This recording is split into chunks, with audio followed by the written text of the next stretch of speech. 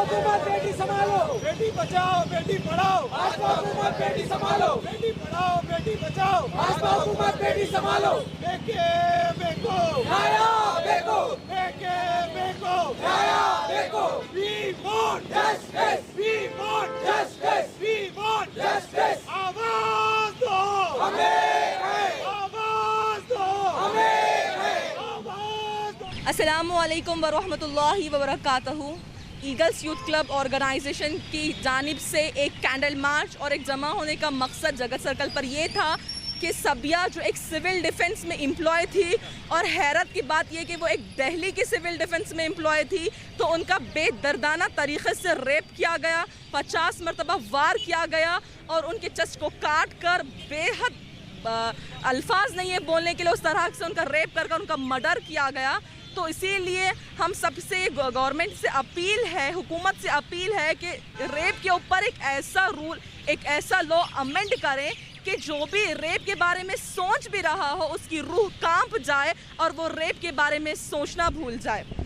मेरे गुलबर्गा के नौजवानों से गुजारिश है, शायद वो अपने आप को मजलूम समझ रहे हैं, मैं ये बताना चाहती हूँ कि पूरे गुलबर्गा के नौजवान जालिम है सबिया के वालिदैन की नज़र में और हम सब की नज़र में।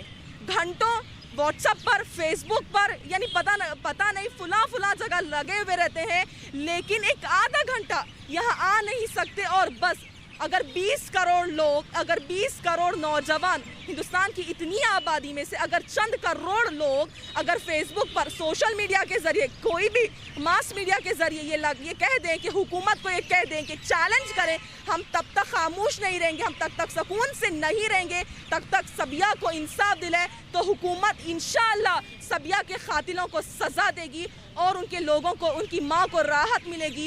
वो बूढ़े माँ बाप रो रहे हैं कि मदद के लिए, लेकिन हमारी नौजवान नस्ल सो रही है। अगर एक सेलिब्रिटी की मौत होती है तो स्टेटस बड़ा शान 12 बजते ही लगा देती है, सेलिब्रिटी का बर्थडे हो लगा देती है, लेकिन हमारी एक नौजवान मुस्लिम बहन का कत्ल किया गया, रेप किया गया और बिना कोई गलती के।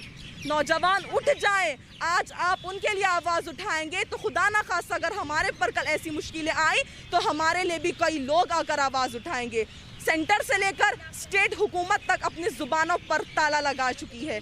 शायद इनकी ज़ुबान बंद हो गई है, शायद इन्हें औलाद नहीं है, ये बे औलाद है। एक औलाद का दर्द क्या होता है एक माँ बाप ही समझ सकते हैं, इन्हें औलाद नहीं है। अगर एक मंत्री की बेटी का रेप हो जाता है तो पूरा हिंदुस्तान बंद होगा, पूरे हिंदुस्तान बंद होगा, लॉकडाउन जैसा लग जाएगा और उन खातिलों को सज़ा मिल जाएगी। लेकिन एक आम इंसान का अगर बेटी का रेप होता है तो हमारी हुकूमत चुप हो जाती है, ऐसा होता है कि कुछ हुआ ही नहीं।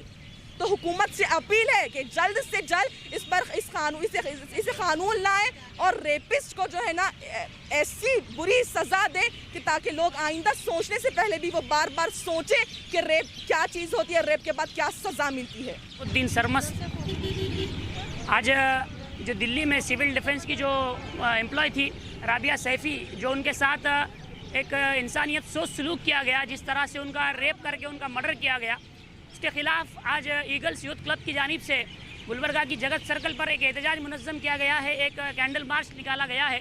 और इस एहतजाज के ज़रिए हम हुकूमत से डिमांड करते हैं कि जो भी इसके कल्प्रिट्स हैं, जो भी इसके ज़िम्मेदार है, उन्हें कड़ी से कड़ी सज़ा दी जाए और ऐसी सज़ा दी जाए कि कोई फिर उसके बाद इस तरह की हरकत करने का ना सोच सके।